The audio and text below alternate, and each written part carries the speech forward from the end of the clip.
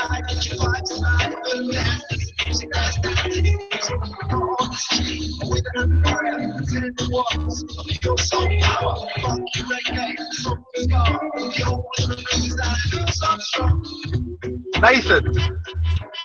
James, welcome to my taxi. Welcome to Flat Earth UK Live.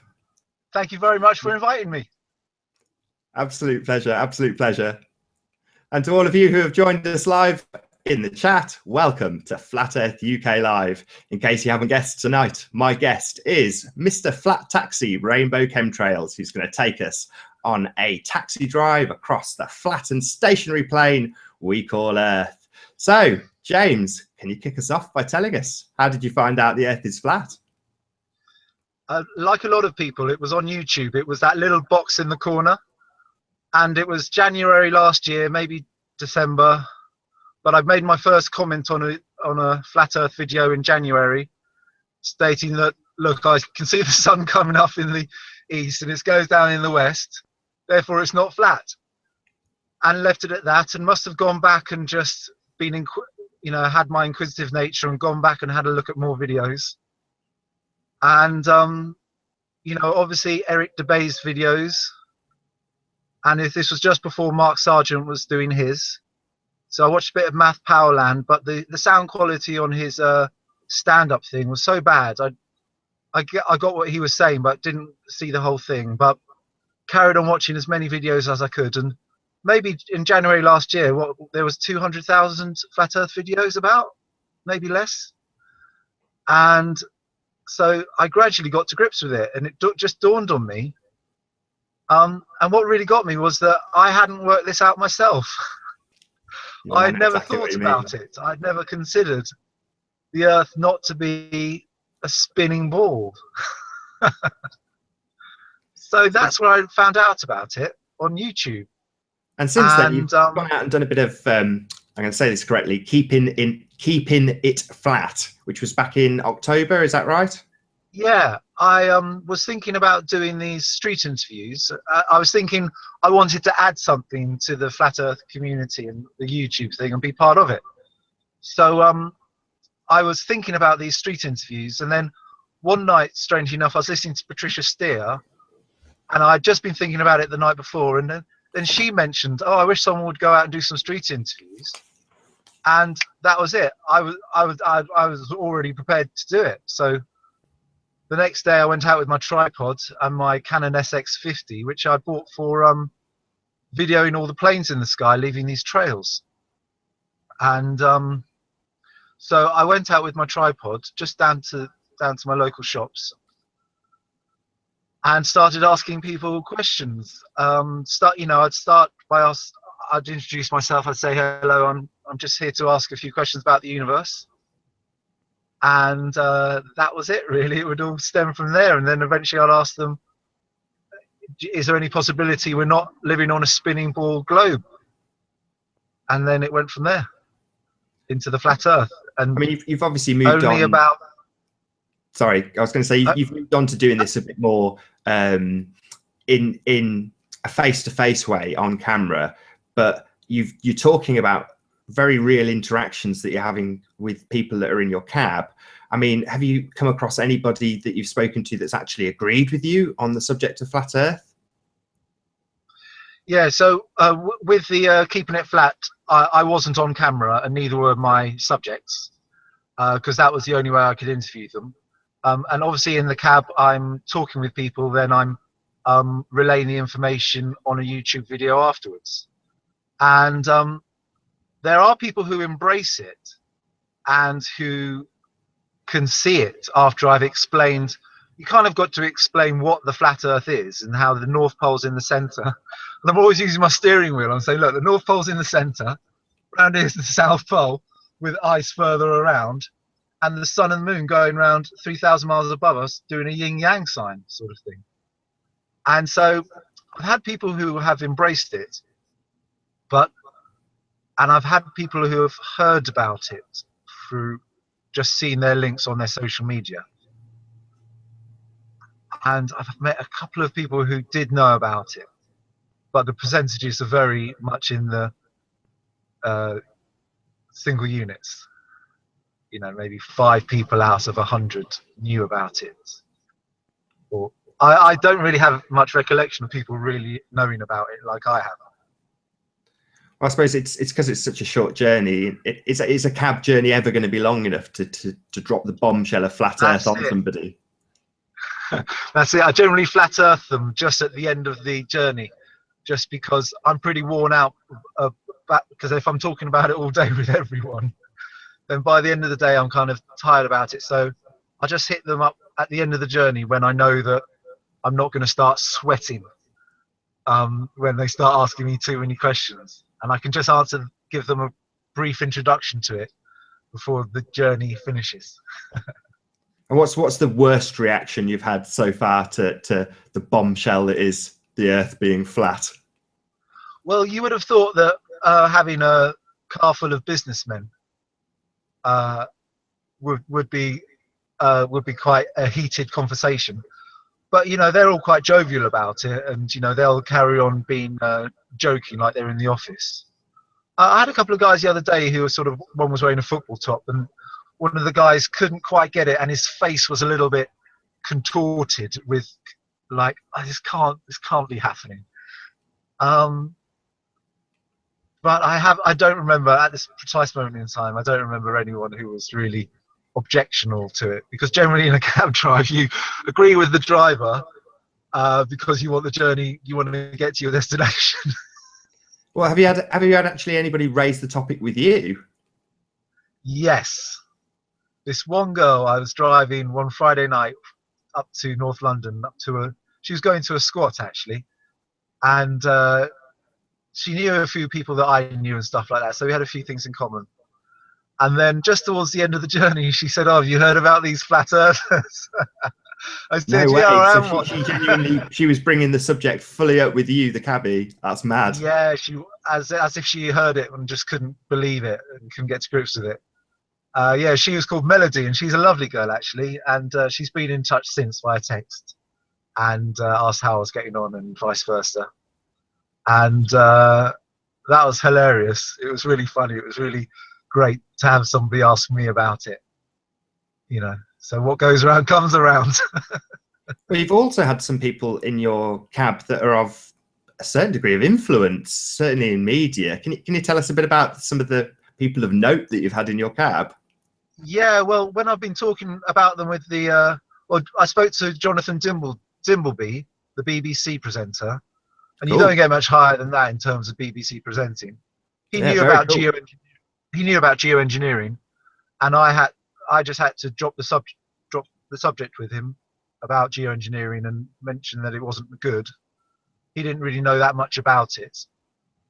But previously I've had everyone from Johnny Vaughan to Dermot O'Leary, Helen Mirren, Brian Blessed, and I was driving Jay-Z around for quite a few years when he did that single with Rihanna in like 2008. For a few weeks I drove him around. So, but with a lot of these big celebs, I won't really mention stuff like this. But yeah. So I feel I've driven everyone around in London. I know what everyone's up to. I know where they all live. You know, on a general average analysis of what's going on. Definitely. I've even driven around Freemasons as much as you can possibly be. And it seems from watching your videos, at least from my point of view, that the more I watch, the more confident you seem to be getting in your approach to this and the stories that you tell about who you're telling it. So maybe in future, if you have Jay-Z back in the car or Rihanna back in the car, you'd perhaps start broaching the subject with them in the future, do you think? Yeah, I can always inform them about stuff and let them do their own research. There's no harm in that. You know, as long as you get your timing right. Like I said, just towards the end of the journey is always a good point. But I don't think it's the big people I need to influence, really, funnily enough, because I would do. I would definitely, if the opportunity arises, Nathan, I'll definitely let them know. I don't miss an opportunity. Well, you've certainly had enough people in your cab to tell about this. Have you had repeat fares that have come back and got back in your cab after you've dropped this bombshell on them? I I have picked up people again after I've dropped them off. I can't remember if any of the ones are the ones that I've told about it, and they've got. But generally speaking, people who I've told in the area, they're still just getting on with their life, and so therefore, in a way, you know, nothing's changed except their perception of the world is going to change if they look into it further. That's what I've realised. It's always, if it is flat as we know it is, it has always been this way. So it's just everyone's perceptions, and my perception that's changing. I mean, this reality. Do you get a general impression with people when they get in? Is there a certain feeling you get from a guy who gets in the cab or a girl who gets in the cab that they might be more approachable or more susceptible to hearing the information? No, because I'll give you a great example. The other morning I drove a couple from South London to a hotel, and they were an older business couple, and it was as if the guy had married his personal assistant, and they were in the back going through dates and working out their schedules and being very regimental about stuff. And I got out my lavender oil, because I keep lavender oil in the car, just to chill myself out. So I dabbed the lavender oil on, and they actually shut up for like 3 minutes when they smelt the lavender oil. And but then just towards the end of the journey, I mentioned, hey, have you heard what they're talking about on YouTube? I was saying the earth might be flat. They're talking about the earth being flat. And the guy really was interested in it, and was like, because he was kind of one of these guys who has been saying this all along, or something like this. And but I just hadn't expected that sort of response from the businessman. But he endorsed it and was really happy and gave me a tip. Cool. Oh, and another time I drove another time I drove a family just a short distance across to Kensington, and they were kind of an American family with teenage kids in the back, 2 teenage kids, an older father and a younger wife. And just at the end of the journey, I said, "Oh, you heard what they're talking about on YouTube?" Or I said, "Do you go on YouTube much? That's always a good thing if there's kids around. Oh, do you go on YouTube? Do you check things out?" And they were very interested in it, and they said they were going to go and check it out. And he gave me a £20 tip at the end, as if I had inspired them or said something that he could never say. So cool. One of the best stories I heard this year, in my humble opinion, was your story about getting on the radio. That was brilliant. Can you give us a bit of a rendition about how that came about? Give us the getting on LBC with Nick Abbott.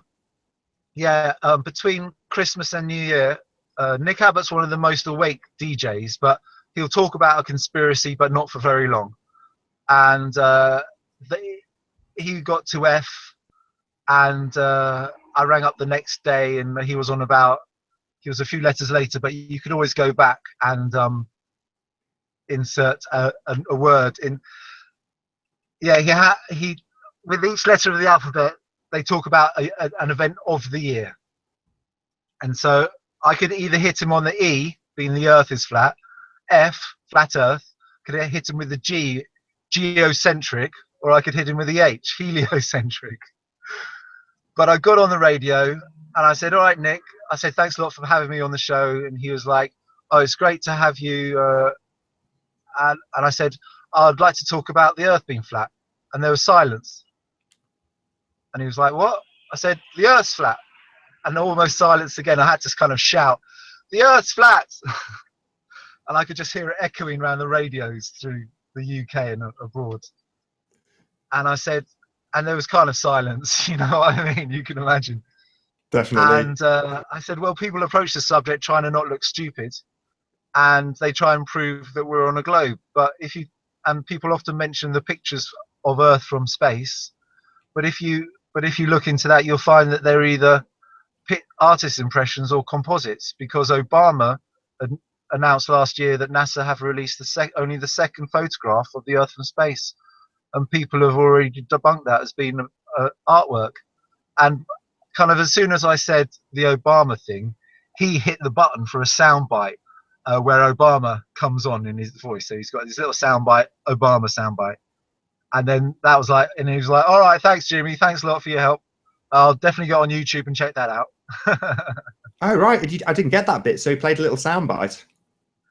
Yeah, I probably hadn't mentioned that, but yeah, he just, because you know what those radio DJs are like, especially Nick Abbott, loads of sound bites just to make the show fun and to help him move on. So it's like, boom, change the subject, move on.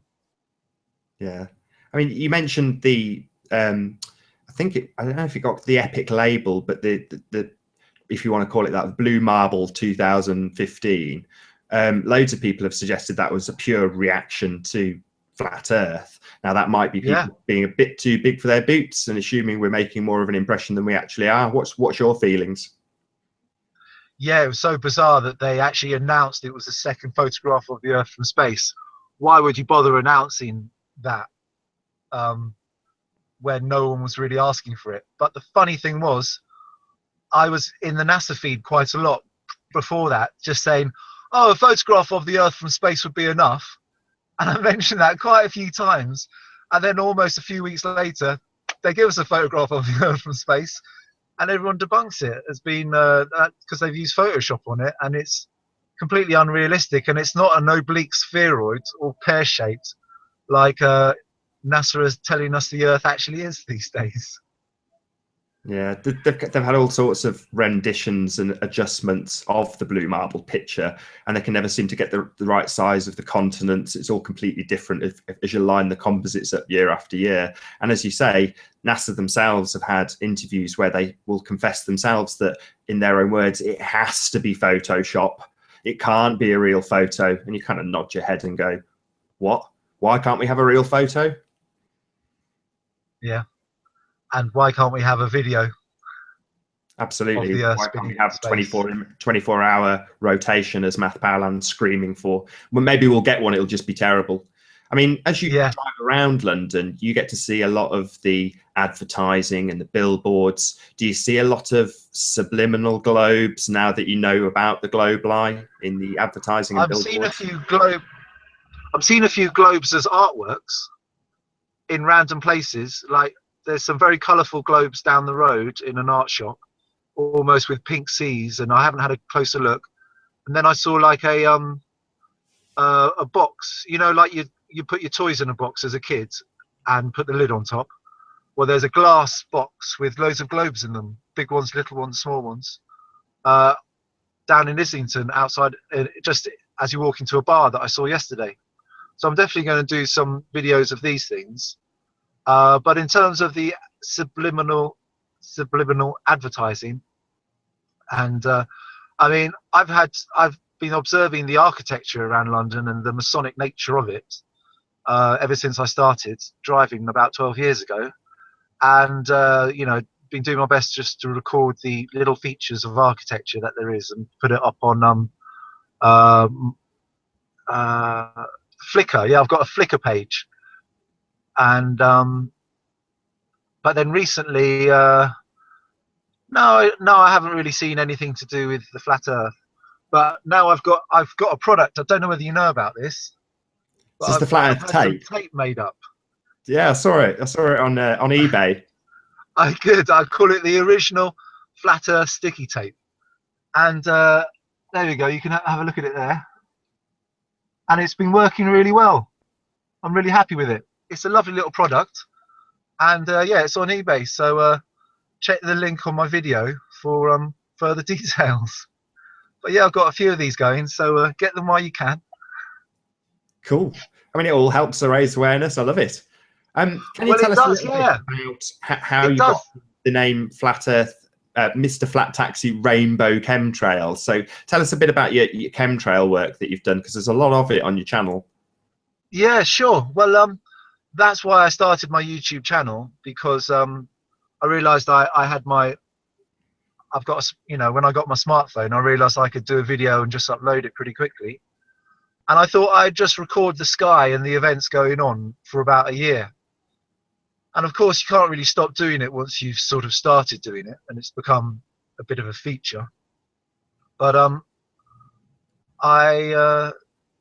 it was after about 2 years, and it was last April that I actually got a viral video of I woke up one morning and the sky was just, it was a Sunday morning, it was 7 o'clock, and the sky was just full of these trails.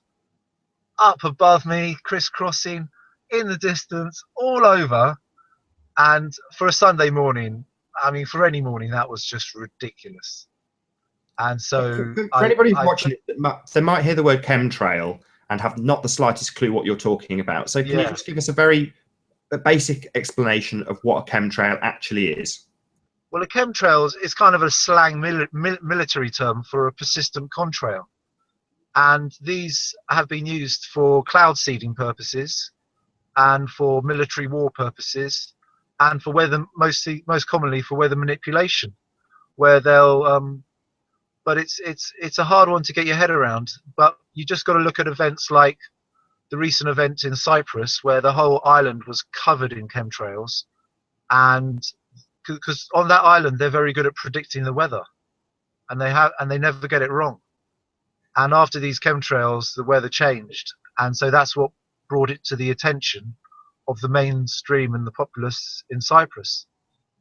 And then, you know, and so chemtrails are geoengineering. It is, and geoengineering is climate engineering.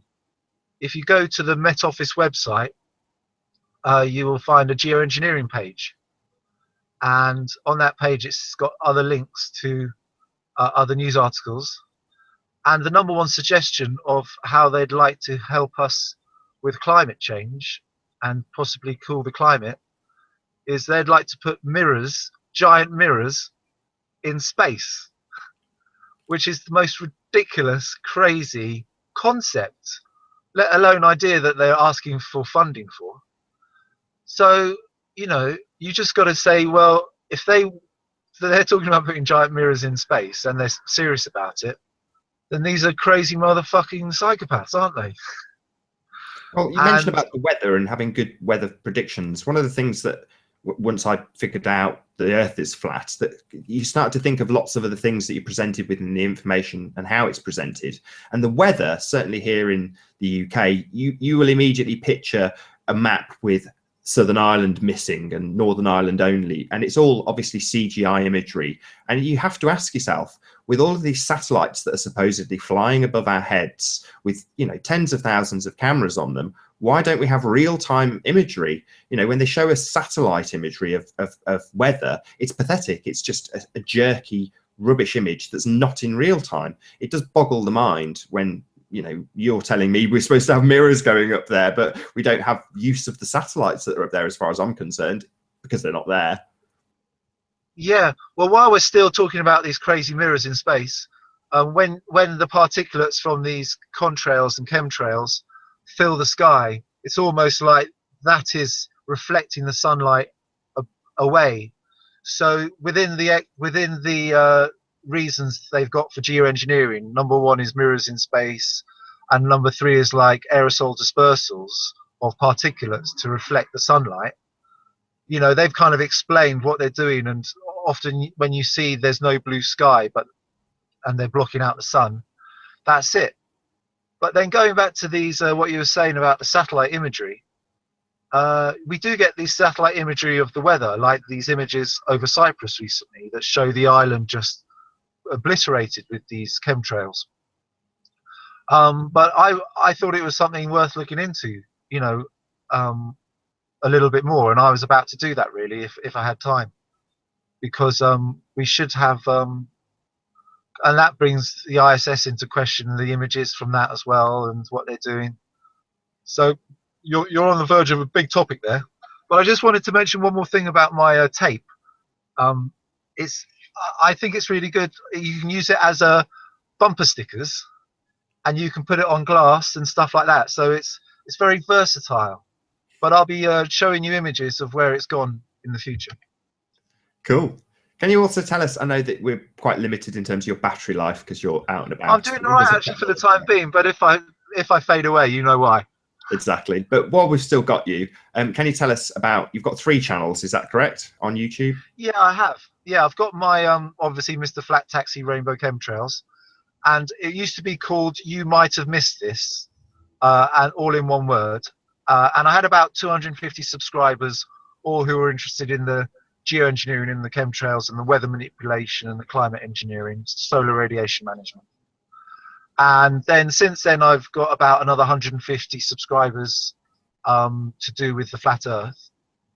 And I wanted to keep the chemtrails in the title because now I'm talking about flat Earth as a taxi driver. I've still got a lot of chemtrail content, and I still feel it's an important topic and can't be looked past.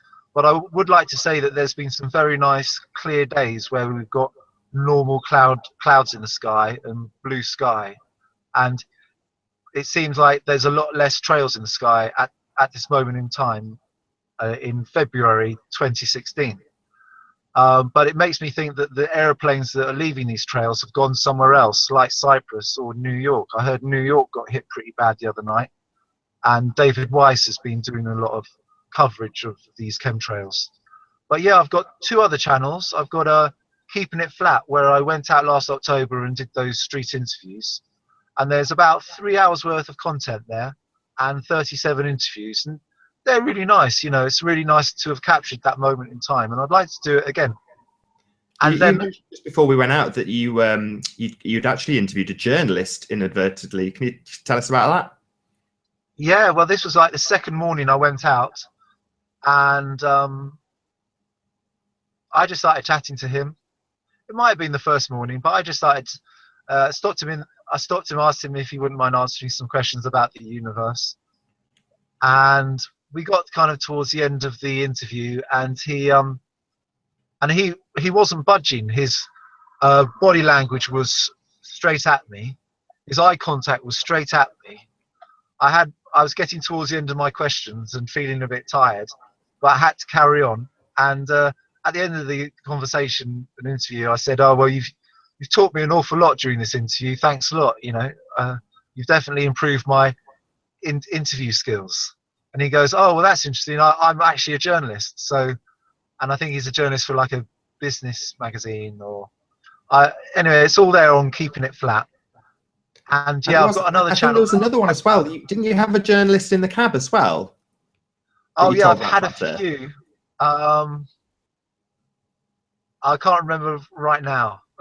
I wish I could remember off the top of my head, because there was another really good story that was on Mr. Flat Taxi Rainbow Chemtrails channel. But you've also got a third channel which you sort of publicise some of the really good flat Earth information that's out there. Can you tell us about your third channel as well? Yeah, Flat Earth Addict. And again, I wanted to do something to be part of Flat Earth, and it just seemed like I'd made a little playlist of all the best little videos that had a little glimmer of flat Earth in it, a little bit of proof, either a weather balloon going up to 100,000 feet. So I started to mirror these videos, and I'm up to about 80 videos now, and a lot of people have recited my channel as helping them do their research, because some of the videos that I mirrored and re-uploaded have actually come down from the original channels since. Oh right, so you've got the only copy that's currently in circulation for some of those videos then? Yeah, that's right. Yeah, like one by Joseph about the International Space Station possibly being U2 spy planes, and Robin Poe mentioned that in one of her interviews. So that was nice. And I had a lovely Bulgarian couple in the car the other night, and they're quite new to the UK, I think. And just in the last mile of the journey, I mentioned it, and they mentioned that they had heard about it the night before, and heard about my channel, Flat Earth Addict. Really? And they expressed an enthusiasm how it's an opportunity for us to change the world for the better. And it was really nice to hear that fresh viewpoint of it, because once you've been looking at it for a year, you don't know you forget your original passion for it, in a sense, or you forget what you thought about it and how it could change the world. You know, you often get, you know what I'm saying. Yeah, definitely. I mean, before we wrap up, can you just tell us in your own words, why is flat Earth so important to you? Well, I was actually looking for something better. I was searching the internet for something better, and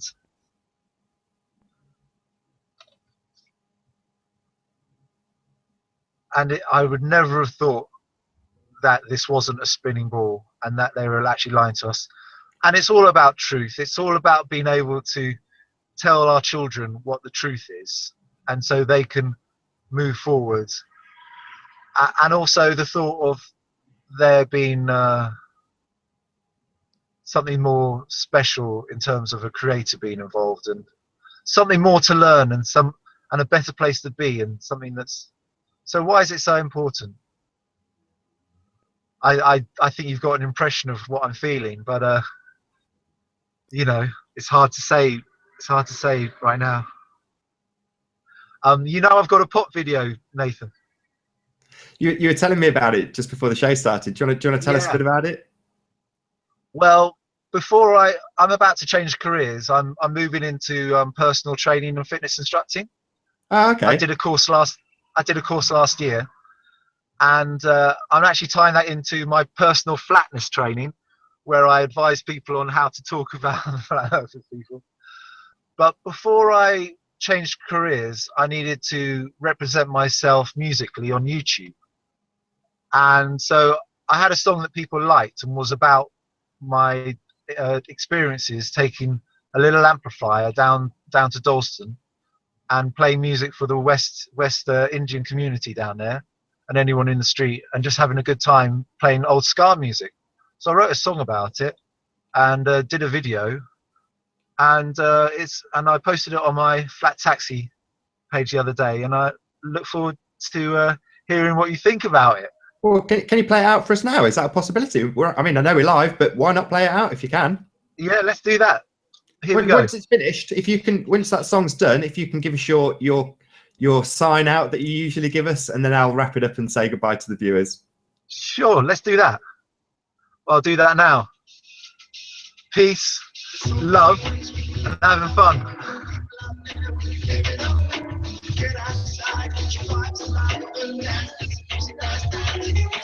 On the street with an amplifier, 10 watts, pure soul power, funky reggae, soulful ska, the old rhythm and blues and Louis Armstrong.